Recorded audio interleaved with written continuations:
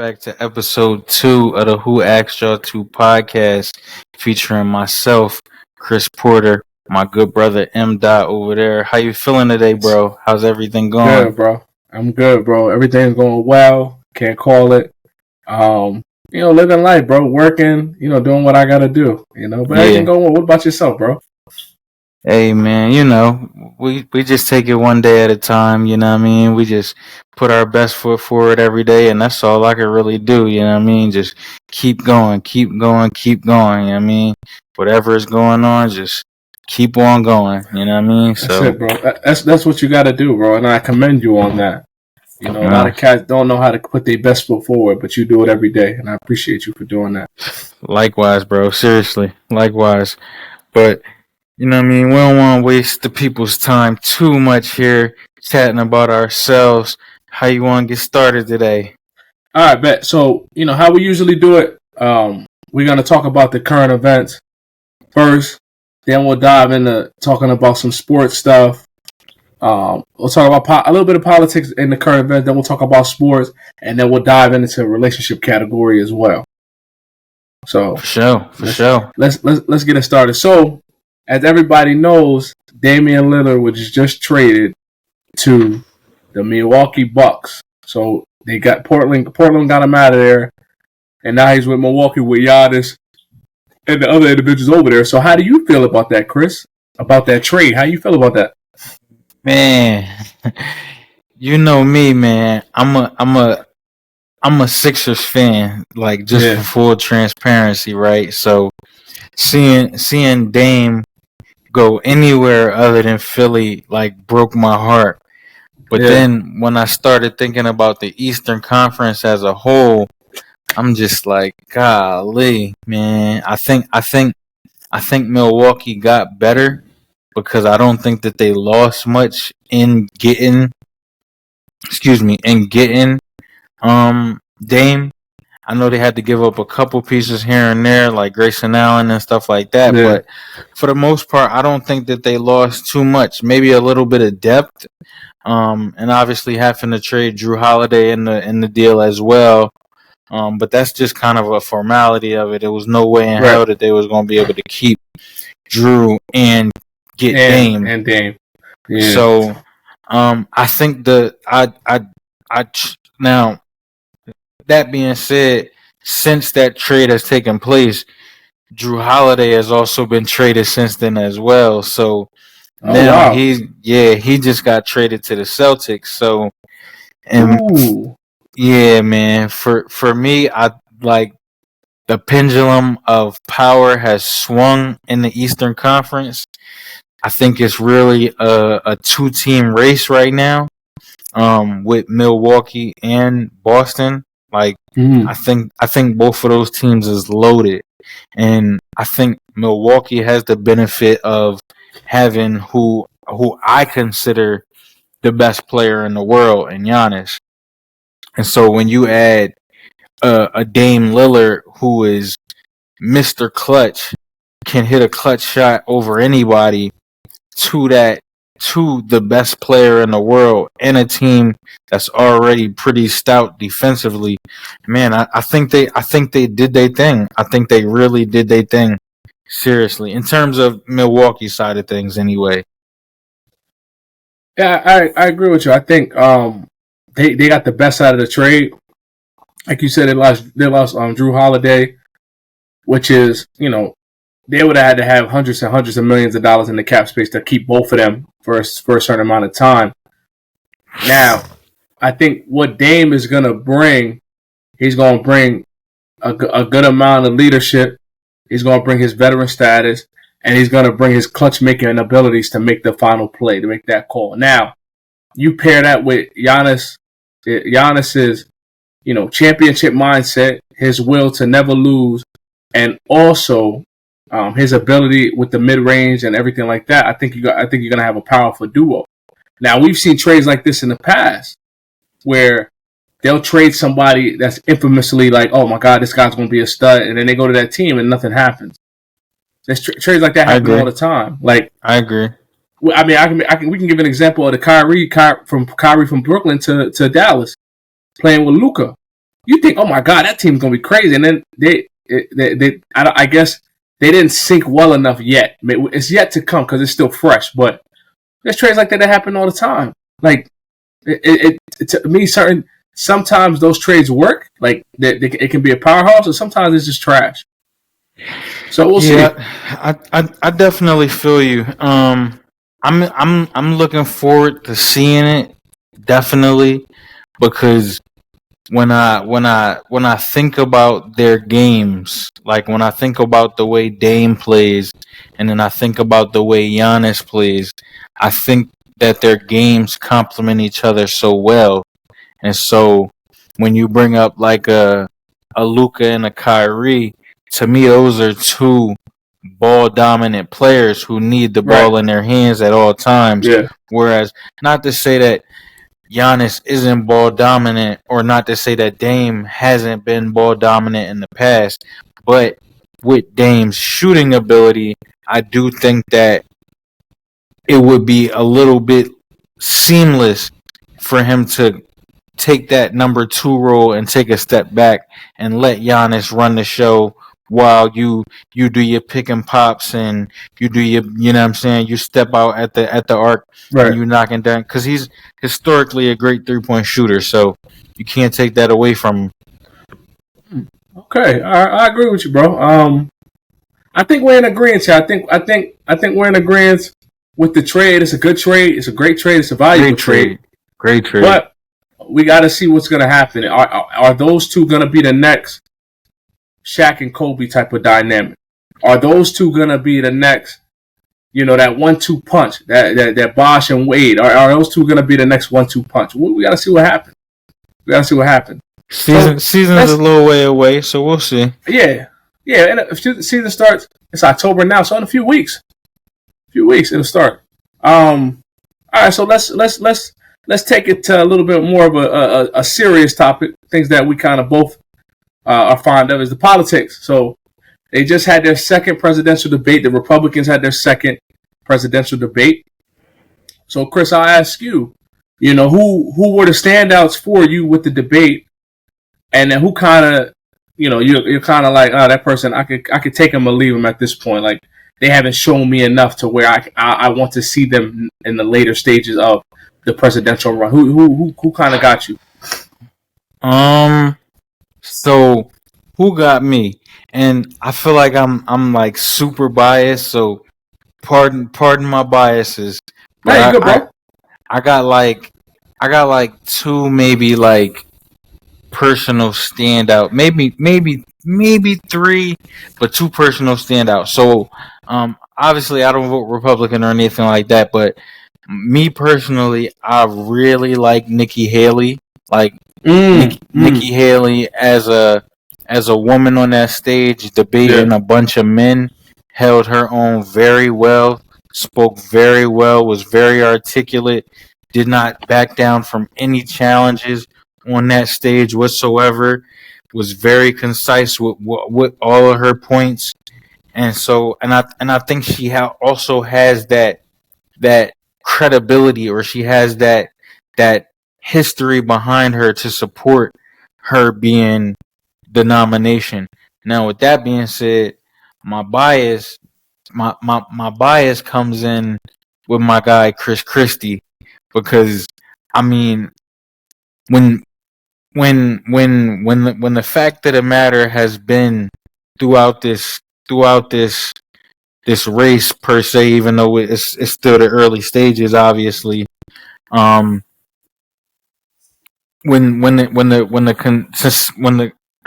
it's been clear to this point that Donald Trump is the leading candidate amongst the field by a wide margin, the fact that none of these other candidates on that stage really take the time out, or take the time to actually challenge the person who's leading the polls.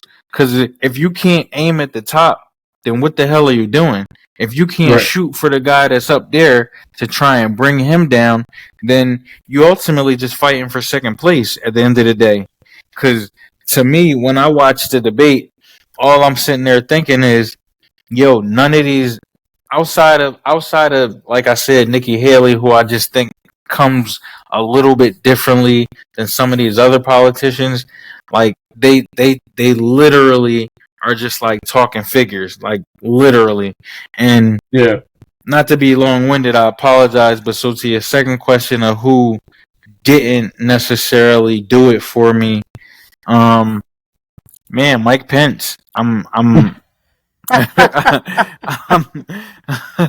I'm right there with you on that one, bro.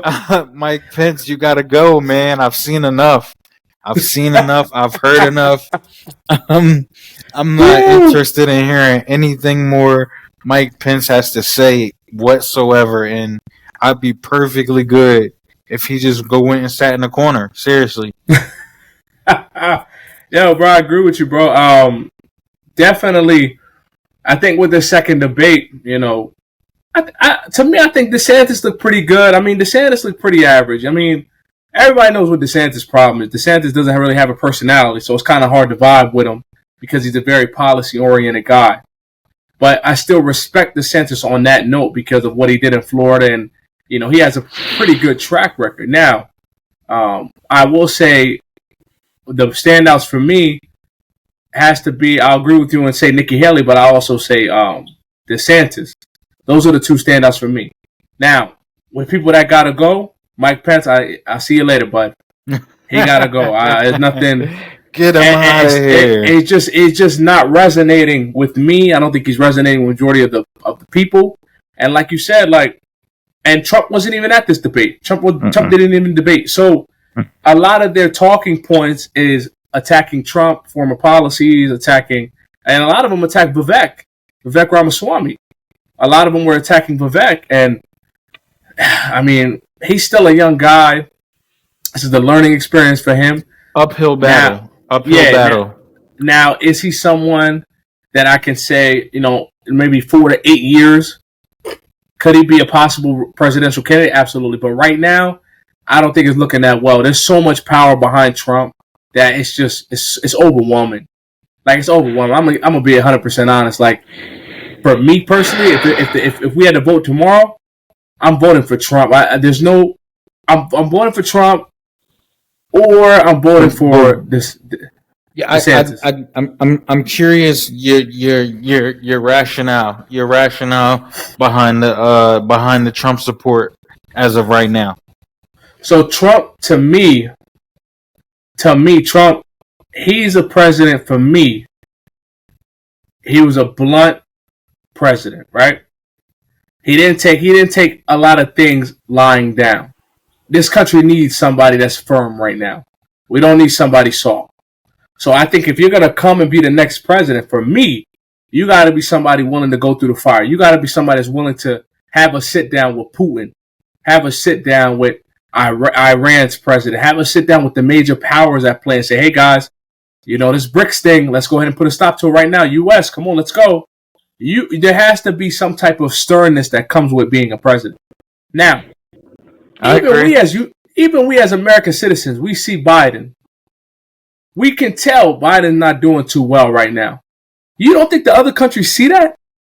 You don't think the other countries see? You mean like physically?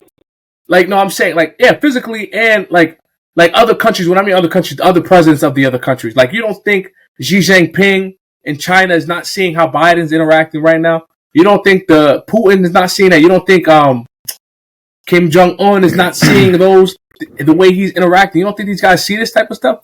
To me, I don't want a president like that. I don't want a president that rambles on, doesn't know what to talk about. And I don't want to get too off topic, but for me with Trump, that's who I want to go with, because I want a president to come back and bring us to a point of sternness and respectability as a country, as a nation.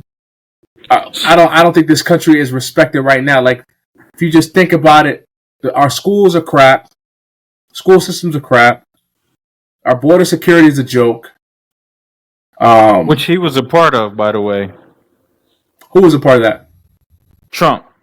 Because he was supposed to be building the wall that didn't get done. Okay. So the wall, You know, Trump definitely shot high with that wall. But you got to remember, even though the wall didn't get built, he did improve security on the border. His immigration policies were enforced. Now, the immigration policies that he had were the same policies that Obama had. They just never enforced it. So when they talk about if someone comes over here illegally, what you do is you separate them. The adults go here, the children go here. That's usually what happens. Obama didn't enforce those policies like that. Trump actually did enforce those policies. So, the wall didn't get built. It is what it is, But that was a big part of his campaign, though. Oh, so when you think about his campaign and you think about some of the promises that he ultimately ended up, running on, he did not fulfill all of those promises that he said he will fulfill. And then I guess and obviously, like you said, we're getting a little bit off topic, so we're gonna go back to the other stuff. But I guess even then, I'm even more curious because a lot of things are just allegations. A lot of things are innocent until proven guilty, and we got to stick by the rule of law in this country. With that being said, though, with specifically January 6th and the Capitol insurrection, do you hold him at fault in that any? Do you think that he played any role in that whatsoever, especially being as the president at that time? I mean, if we're going to put percentages on it, do I blame Trump for what happened on January 6th? If I'm going to put blame on him, I'll probably put like 10% of it on him. 10%. Reason why, right? I'm listening. The reason being, right? Yeah. He wasn't the guy that was going into the Capitol. He wasn't those guys, right? Yeah. A lot of those guys that did that type of stuff, some of them were Trump supporters, some of them were not. Some of them were Antifa, some of them were not. Some of them were confidential informants, some of them were not. So it's a lot of things we still don't know about January 6th. Nobody knows everything about what happened, right? All we know was a group of individuals that were upset because of what happened. They went into the Capitol building, stormed the Capitol building, and it caused an insurrection. Now, is that right? That what they did? Absolutely not. It's not right at all. It's a stain on our country. But do I blame Donald Trump? Did Donald Trump say when he made the speech, go into the Capitol building right now and raise hell and go in there and kidnap those people and do all that? He never said any of that. He didn't say that. He never said any of that. But what he did say, if I remember vividly, what he did say was, let's have trial by combat. So when you say let's have trial by combat, you kind of are implying that let's have trial by force. Yeah, bro. He's talking about a trial by combat with Biden. He wants to fight Biden. Okay. Not him telling the guys to go fight the people in the Capitol building. You think Trump and Biden about to go square up? Bro, who you think gonna win that fight, bro? Who you think gonna win that squabble, bro? Trump or Biden, bro? I got Trump, bro. Like, yo, how many times Biden done fell already, man? Bro, I'm not taking that bet. Bro, he fell going up the stairs. So that's the stuff I'm talking about. Like, and I don't have any issue with Biden. His policies just isn't my cup of tea, right? And like a lot of times with these politicians, they'll come in and say, I'm going to tax the rich. They're going to have to pay 50-60% in taxes, right? But the rich people know how to avoid paying anything in taxes. They're never going to pay that amount. Like, you can set the tax percentage to whatever percentage you want to be. They'll never pay it because there's loopholes in the tax code that allows them to not be able to pay that much money. So it affects us as middle class people because we have to suffer these type of issues. We have to deal with the gas prices being astronomical. We got to deal with grocery prices being crazy. So as the president of the United States, we got to deal with all that. Biden doesn't. those guys, the rich guys, don't have to deal with it. The middle class and the low class have to deal with all these infractions that are happening to us, right? When Trump was president, I didn't have eggs that were $12, $13 or a gallon of milk $7, $8. I wasn't in a war with Ukraine and all that. Now, would that have happened if Trump was in office? I have no idea. I just know that his relationship. I believe it. I mean, listen, I believe it would have, but go ahead. I'm sorry. I apologize. I don't know. I'm saying maybe not. I don't know. But I think the relationship between Trump and Putin was a little bit different than the relationship between Biden and Putin. Right? Agree. Biden's relationship with those other world leaders wasn't similar to how Trump's relationship was. So I get that. But I agree with you, man. It definitely would have happened because the NATO was pushing closer and closer. Putin never wanted NATO to be that close. So now you put Putin in a corner, and now he has to do what he has to do. I get all that. I understand that he has to do what he has to do, but we don't have to pay for it. We don't have to fund it. We don't have to send money to that stuff. That's the stuff I'm talking about. Like, why are we spending almost $1 trillion to fund a war in Ukraine when we can't even find a solution on how to lower the gas prices to an equitable amount? Is Russia not illegally trying to take over Ukraine? Are they not illegally trying to claim territory in Ukraine that is not their territory? So then in that case, would it not be responsible of the United States, who is an ally of Ukraine, to send? No. In that, we've been relatively hesitant in some of the assistance that we've sent them. Like everything that they've been asking for, we haven't sent them everything that they've asked for. We've told them that we can send you this, but if you're looking for X, Y, and Z, that's not happening today. Okay. So my question to you is, right, if we have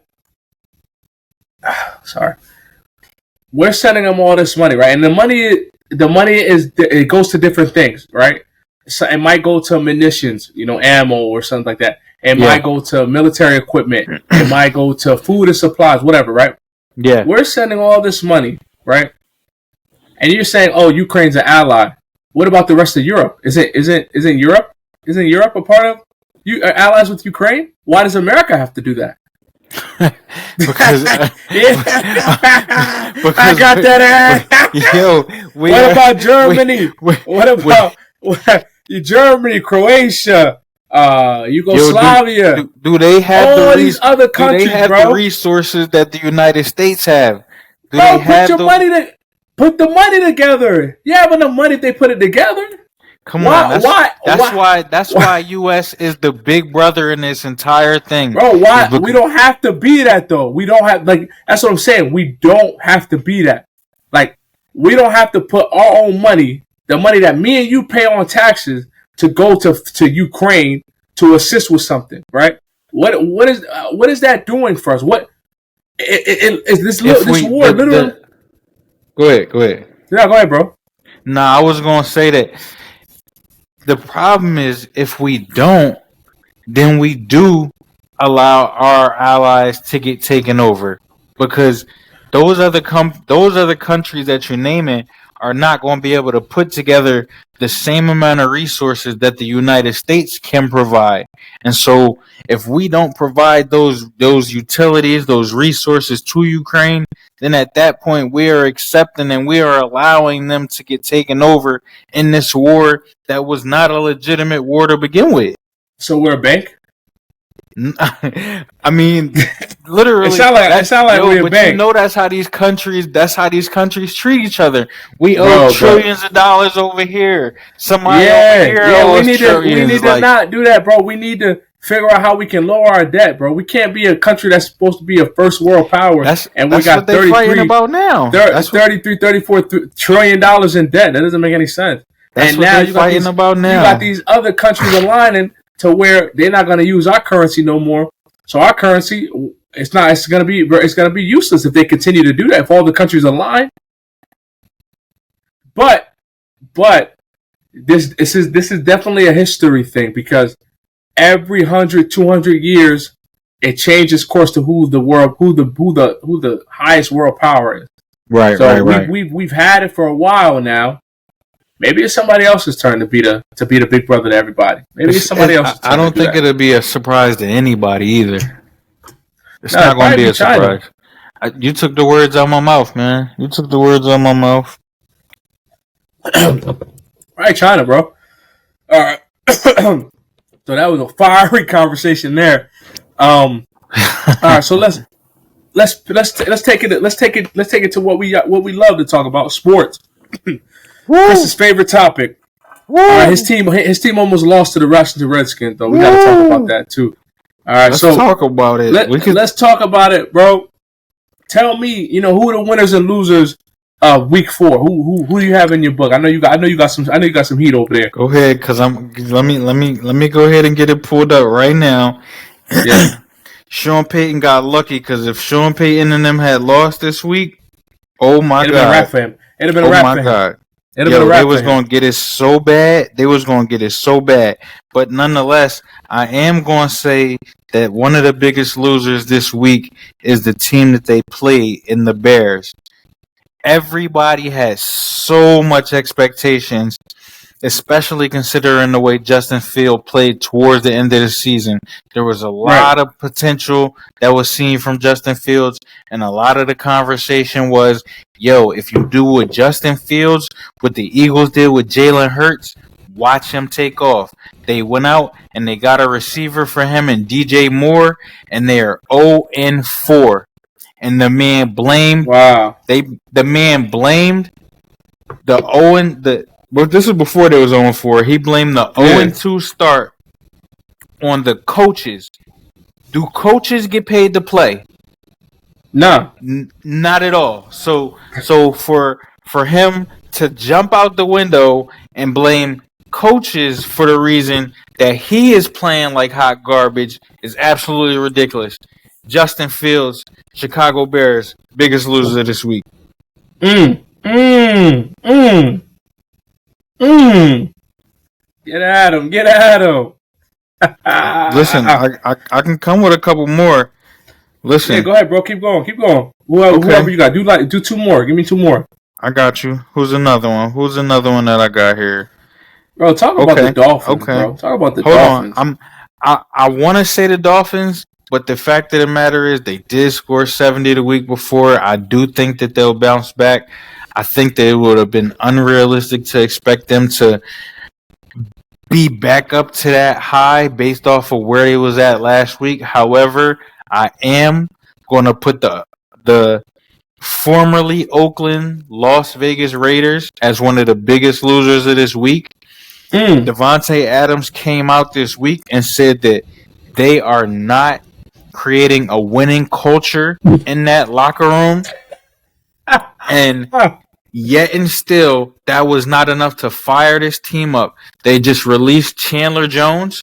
So who's going to rush the passer out on the opposite side of Max Crosby? I know as hell I'm not. So I have no clue what they plan on doing. And this is the same exact thing with Josh McDaniels. You did the exact same thing in, I believe it was Denver. And here we go in Las Vegas where you cannot motivate this team. You was expected to come in here and turn this thing around. You went and signed Davante Adams, the best receiver in football, and you can't get it done. You can't get it done. You went and you shipped Derek Carr off, who Davante Adams specifically wanted to play with. You shipped him off. You benched him last year. I didn't know that. You brought in Jimmy Garoppolo, who is historically as injured as I am. He is historically as injured as I am. And yet and still, you thought that was the man that was going to get it done for you. Las Vegas Raiders, biggest losers of the week because it don't make sense. It makes no sense whatsoever. And I'm gonna be watching very, very closely about this Davante Adams situation. Because we ain't gonna see. Listen, I don't think that we're going to be seeing him in silver and gold too much longer, man. Like, nah, he might pull an AB. He might pull a he might have to pull an A and B, complain about the helmet, and get up out of there. But no, I'll chime in on that one, bro. Like, for him to say, yeah, they're not creating a winning culture, and then nothing happens. No, like, you don't win in spite of that. You don't come together. You don't work together. Like, that to me is crazy. For him to come out of there and say that, and there's nothing good comes out of it. It looks like one of your leaders of your team, man. That's crazy. Leader of the team. If he's saying that, then you know they down bad. You know that there's nothing. If he's saying that, and it's early, and so for him to come out and say that early before week 4, and then y'all still go out there and lay an egg, come on, man. Yeah. Nah, it's something clearly going on in Vegas. They should have never moved that team to Vegas because all they doing is partying. That's all they caring about. Yeah. But all right, so I got one more loser, and this is a little bit of a hurt piece because I didn't want to do this, but I am going to declare the Green Bay Packers one of the biggest losers of this week. What? Now, they started the season off really, really good. But then again, they played the Bears. And everybody has looked really, really good against the Bears. Yeah. And so, with that being said, they lost to Atlanta. Atlanta is not a good team. Atlanta does not have a quarterback. Atlanta knows that they don't have a quarterback. And yet and still, Green Bay went into Atlanta and lost to Atlanta. To top that off, they played New Orleans, and New Orleans was giving it to them. The only reason that they beat New Orleans is because Derek Carr got knocked out of that game at halftime. So y'all was playing bum-ass Jameis Winston for the rest of that damn game. Or else y'all would have lost that game too, and y'all would have been 1-2. And so then you come out this week and you play the Lions. This is a division game. These are the most important games of the season, and you blew it. You laid an egg. Y'all did all of this to see Jordan Love. We got rid of A-Rod to see Jordan Love. Mm-hmm. And to this point, with the exception of week 1, Jordan Love ain't been getting it done. Nope. Jordan Love ain't been showing that he can lead this team to victories, that he can put this team on his back, that he's in sync with any of his receivers that he's got on that team with him. I don't want to hear about injuries. I don't want to hear about any of it. At the end of the day, it's been a disappointment. It's been a disappointment, and that's all it really is. Wow. Oh my God. I'll add one more loser. Even though they won. Okay. They played atrociously, and I'm gonna say Kansas City Chiefs. I don't understand it. They can't. I don't understand. It's the Jets. You're favored to win. They almost lost to the Jets. I'm confused. I was baffled. Go ahead. Because I feel you, but when we recorded last, we had a conversation about the Jets and Zach Wilson and how they should give him some time, right? Yeah, you did say that. I did say that. Do you think that he's starting to show some signs of improvement? Yeah.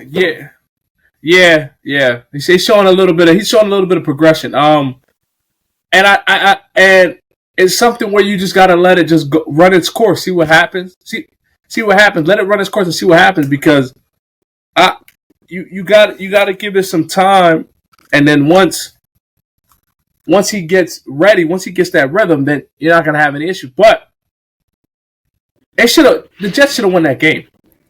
They should have won that game. If they would have beat Kansas City, they'd be on the top of the world right now. But Kansas City is so tough that they hung in there on the last second and won off a field goal. But needless to say, Mahomes, 18 of 30, 203 yards. He did 3 picks, touchdown, right? Two interceptions. 2 interceptions. The only good thing about the Chiefs was Pacheco. He had 20 attempts for 115 yards, and then the receiving core didn't. The receiving core kind of shit the bed. Nobody got over 100 yards. But then you look at the Jets. I mean, everything was pretty much even across the board. But Zach Wilson was 28 or 39, but 245 yards. I got a with 2 touchdowns. I got a hot take, man. I don't expect much from the Chiefs this year. Oh wow! I know. I know that it sounds crazy. They got the best quarterback in the league. They got the best coach in the league. But I look at their weapons every single week, bro, and I don't know who the fuck he's throwing the ball to. So let me ask you this: do you think it was a mistake for them to get rid of Tyreek Hill? I don't think that it was a mistake because they knew that they was going to have to pay Mahomes. And so it's impossible to give Mahomes the best deal in NFL history and pay Tyreek $30 million a year. Yeah. So I don't think it was a mistake, but what I will say is that I don't think that they've done a good enough job of trying to replace him. Yeah. The dudes that they've been trying to replace him with, it's like because they think they have Patrick Mahomes that you can just put anybody in there. Yeah, and it's like some Brady stuff where you give Brady a couple of dudes off the corner and all of a sudden they got 6 rings. You know what I mean? No. It's just so. Let me ask you this: you think the Chiefs' era of greatness is done? No, I don't think it's done because I still believe in Pat, but I don't. I think that they got a lot of work to do this offseason. DeAndre Hopkins was available this offseason. I have no clue why they didn't go after him. There's no reason why they shouldn't have gone after D-Hop. They should have made every attempt to go after D-Hop, and they didn't. So I can't think of what other receivers were out there this offseason, but there were guys that were available who they could have brought in that, number one, are a little bit more experienced in the league, but are skilled. Like the guys that they got on the field right now don't have much skill to them. Kadarius Toney is the most skilled receiver that they have, and he's ass. Like he can't catch the ball. Like he's just not who he was supposed to be. And so I look at their skill positions every week, and I drafted Sky Moore in fantasy because I'm thinking that Pat's got to throw the ball to somebody, but like, bruh, I don't see it.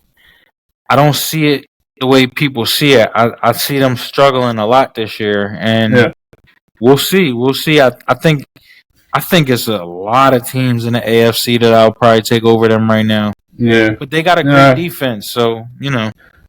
Yeah, but the defense can only get you so far. You got to put points up in the game. There's an offensive pro league now. The defense can get you where it need to go, but you got to put up 20, 25 points a game to win.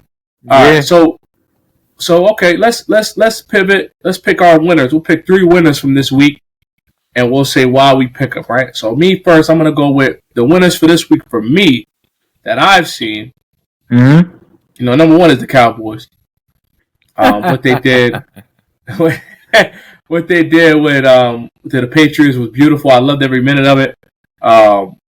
And it was a way for them to get the bounce back that they needed after taking that loss from the Cardinals. That was a good booster for them. Great bounce back win. Win. Yeah, definitely a bounce back win. If we could talk about the stats real quick. So Dak, 28 of 34, 251 passing yards, 1 touchdown, but he took 3 sacks. So they got to work on something with the offensive line. They got to figure out what works for them.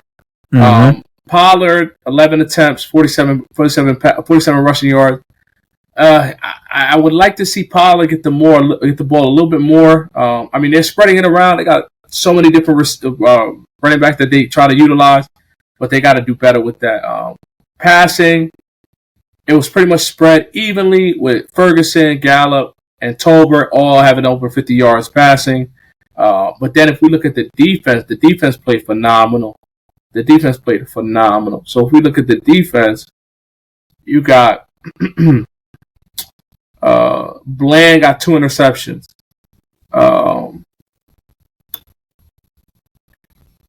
You got Williams got a sack. You got Fowler got a sack. So I think the Cowboys defense is finally stepping up, finally doing what they need to do. But it just, they have to continue it. And like I said, I told you last week, 2 weeks ago, Dak, I only want to expect from him 2 to 300 yards passing yard. You do that, you win the game. I don't need you trying to do 50 pass attempts and trying to get 500 yards. That's not what you're built. You're not built for that. You're not just not. It's not. It's not your forte. When the defense gives up 3 points, you don't need to do but so much. I think that was the conversation that we had before. Is that they've embarrassed some of these lower tier teams that like. And granted, Arizona's a lower tier team as well, but I'm just so curious to see when they start to play like actual playoff teams.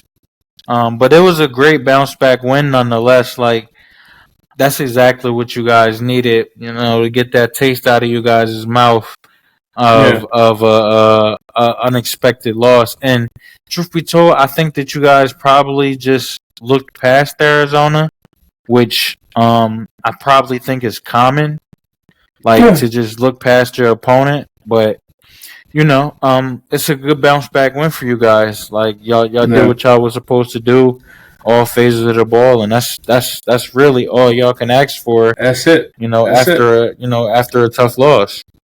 Yeah. So I got the Bills. They beat a red hot Dolphins team. They just beat an opponent with 70 points on the board. They probably came in there talking that smack. The Bills shut them up. I think that defense is coming back. And I think that Josh Allen is coming into his own. This dude had a phenomenal game. 21 for 25, 320 yards passing, 4 touchdowns. He only took 2 sacks. Yeah, balling. And you got to see. And then you talk about the Stephon Diggs. Off of 6 receptions, he had 120 yards. He only caught the ball 6 times, and 120 yards. So I think the Buffalo is on a step up to do what they were supposed to do in the beginning of the season. And I think they're gonna continue that trajectory up and be a formidable opponent in the AFC. I think that's what's gonna happen. Yeah, no, I like Buffalo. Buffalo, ever since that Week 1 loss to the Jets, have definitely been trying to make sure that people know that that's not the team that they are. So, shouts to Buffalo, man. Definitely a great win, especially considering how the Dolphins played last week. Yeah, and that's the thing. They even though it was against the Broncos, but you have a high-power game that last week. But then what happened this week? What stopped from clicking? Was Buffalo's defense too powerful? They got a great defense. I think they have a really, really good defense over there, and it's just even in the first game against the Jets, I don't think that they didn't show that they had a great defense. They had a great defense then too, No, I agree with you. And then lastly, I think the last one I'm going to pick is it's going to be the Tampa Bay Buccaneers. I think. You stole mine. Yeah, I think Baker Mayfield has found his home, man. I agree, and he's doing exceptionally well. I agree. 25 for 32, 46 yards passing, 3 touchdowns, 1 interception. Chris Godwin is playing phenomenally. Shout out to Godwin. He's a Delaware guy. He's playing phenomenally, bro. 8 receptions for 114 yards. So he's eating. He's eating really well. And I think if they can continue that trajectory, that they're going to be a problem in the NFC. They're going to be the problem. They're going to be the guys we're worrying about when it comes to that. Because who did they play? They played the Saints. They played the Saints. we'll see. We just beat them, so I'm not overly worried about them. Yeah. But I do think that Baker's found a home, and I do think he played really well. Um, as long as them dudes stay healthy, as far as his receivers Yeah. go, I think he's got a real good shot at getting them into the playoffs, and I Yep. think Baker deserves that, man, because he's bounced around a little bit. He's Mm-hmm. had a little bit of a bad reputation that I don't know if he's necessarily earned, but nonetheless, kudos to Baker, kudos to the Buccaneers, for getting a bounce back win, because they took a tough loss on Monday night. They didn't look great on Monday night, and they came back and bounced back this week. And like I said, sometimes that's all you can ask for, is just to make sure that you bounce back. So kudos to Baker. Kudos to Mm-hmm. the Bucks. Mm-hmm. Let me see if I got any here for you. Yeah. I'm trying not to take too long, but I have, and this is going to sound crazy, but whatever. I got the Broncos. I got the Broncos. Um, Listen, they literally got embarrassed the week before. It looked like they quit on their coach the week before, and for somehow, some way, Sean Payton was able to get them boys motivated to go out there and get a W this week. And when you take a loss like that, as demoralizing as that is, I can picture getting up for the next week and saying, "Yo, F this, man. Like, yo, I don't want to do this for this dude. I don't like this dude, or I don't Right. want to play for this dude." And so the fact that they showed up, they made sure that they got the W. Let me look at the stats. And again, it was against the Yeah, go ahead, bro. Bears, so you gotta take it with a grain of salt, like, because the Bears are basically trash. But Russell Wilson played great again. Yeah, 21 finally. huh? Finally. He's starting to play his former self when he was in Seattle. My goodness. Yeah, no, literally, Taking the past couple weeks, Russ has actually not been terrible. He was 21 to 28 this week, 223 yards, 3 touchdowns. He only took 1 sack. He had a quarterback rating of 133.5, so he was balling. that's so He was good. balling, and like I said, you take it with a grain of salt because it was the Bears, but a win is a win, number one, and at the end of the day, they was winless, so they get their first win of the season, and it's just something to build momentum off of. So kudos to the Broncos for actually finally getting on the winning On side a of win. things. Hmm. My second winner, another maybe surprise, but if anybody's been paying attention, it shouldn't be a surprise. I'm going with the Houston Texans. Mm. The Mm. Houston Texans, my man, what's his name? My man, D'Amico Ryans down there. It looks like he's Oh. turning that thing around, man. Like, The former Eagle, right? He used to be on the Eagles. former Eagle, he was the Yeah. defensive coordinator for the 49ers, I believe, Mm-hmm. last year. So, former player. He's a player's coach, but he's serious about his stuff, man. He Right. goes hard on that sideline, and he gets them dudes to play hard. And they starting a rookie quarterback. They got a young team, but at the end of the day, they've been balling the last couple weeks, and nobody expected that from the Houston Texans. Nobody thought that, this being a rebuilding year for them, that they was going to come out the gate like this. But I'm pretty sure that they're at least 2-2, if they're not 3-1. Right. Let me tell you right. Yeah, they're 2-2. But again, they've been balling, and they beat the Steelers 30-6. Oh wow. 30-6. The Pittsburgh Steelers, as are coached by Mike Tomlin, they beat them 30-6. Fucking C.J. Stroud went 16 for 30 for 306 yards and 2 Damn. touchdowns. They had a running back throw a pass. Devin Singletary threw a pass for 8 yards for a touchdown. So they was just doing whatever the hell they Wow. wanted to. on Mike Tomlin and them. And I think that with D'Amico Ryans as their coach, with them getting a new young quarterback who has a lot of promise, and they got a lot of good young skill position players. Young boy Tank Dell is having a great year. I think that the turnaround for the Texans is not going to be very long because I think that they got a lot of young talent there.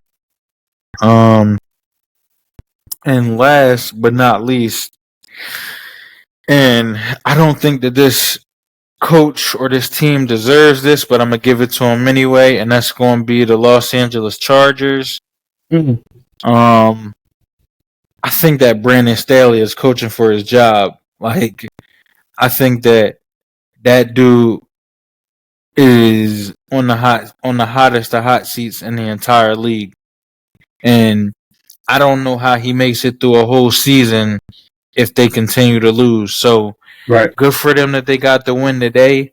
They got a superstar quarterback and Justin Herbert. I know that they lost Mike Williams for the year. They still got Keenan Allen. They still got Austin Eckler. So they have weapons on that team. Brandon Staley was brought in as a defensive coach, and they have been anything but good on defense. They have been anything but good on defense since he's gotten there. He's made a bunch of terrible decisions when it comes to going for it on fourth down, relying too heavily on analytics as opposed to going with the flow of the game. And it's cost his team multiple years in a row. And so, like I said, I don't know how this guy isn't coaching for his job. I think if he was a black head coach, that he would have been fired because it's no way that you have that talent around you, that you have this reputation that you got hired on, that you haven't fulfilled, and yet and still your job position is safe every single year. So, listen, Los Angeles Chargers, I'm gonna give y'all kudos. Y'all the big winner this week because y'all got the W this week.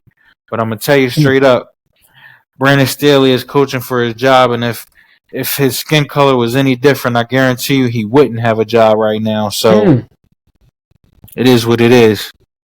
Okay. All right. So usually we tie into the relationship, but I gotta run. I gotta go handle my kids. I'm gonna just say, yo, make sure y'all go follow us on Who Asked Y'all To Instagram. Make sure y'all follow Matt at m.lim18. Follow me at Chris Porter. Make sure you check us out on YouTube. We're gonna be dropping every week. We appreciate all the support. We holla at y'all another time, man.